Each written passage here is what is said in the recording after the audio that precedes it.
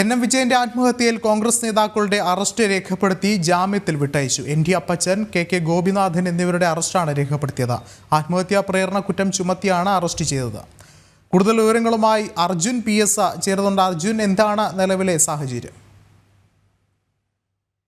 അല്പസമയം മുമ്പാണ് ഇത്തരത്തിൽ ഇരു നേതാക്കളെയും അറസ്റ്റ് രേഖപ്പെടുത്തി വിട്ടയച്ചത്. നേരത്തെ തന്നെ കോടതി മുൻകൂർ ജാമ്യം ഇവർക്ക് നൽകിയിരുന്നു.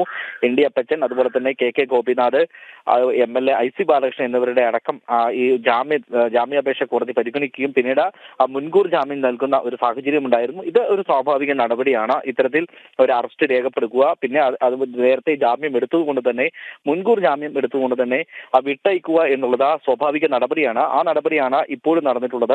കഴിഞ്ഞ 2 ദിവസമായി ഇത്തരത്തിൽ ഈ 2 നേതാക്കളെയും കെ ഗോപിനാഥിനെയും അതുപോലെ തന്നെ ഇത്തരത്തിൽ എൻ.ഡി. അപ്പച്ചനെയും ചോദ്യം ചെയ്തു വരുന്ന ഒരു സാഹചര്യം ഉണ്ടായിരുന്നു. ആത്മഹത്യാ പ്രേരണ കുറ്റം ചുമത്തി ഇവർക്കെതിരെ FIR ഇടുന്ന ഒരു സാഹചര്യം ഉണ്ടായിരുന്നു. അതേ തുടർന്നാണ് ഇത്തരത്തിൽ ചോദ്യം ചെയ്യലുണ്ടായത്.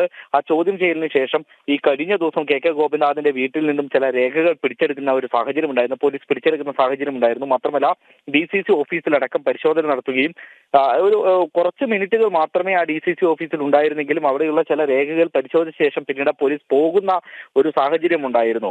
അതിനുശേഷമാണ് ഇത്തരത്തിൽ ഇന്ന് ഇരു നേതാക്കളെയും അറസ്റ്റ് ചെയ്ത് വിട്ടയച്ചത്. വിഷ്ണു. ശരി, അർജുനാണ് വിവരങ്ങൾ നൽകിയത്.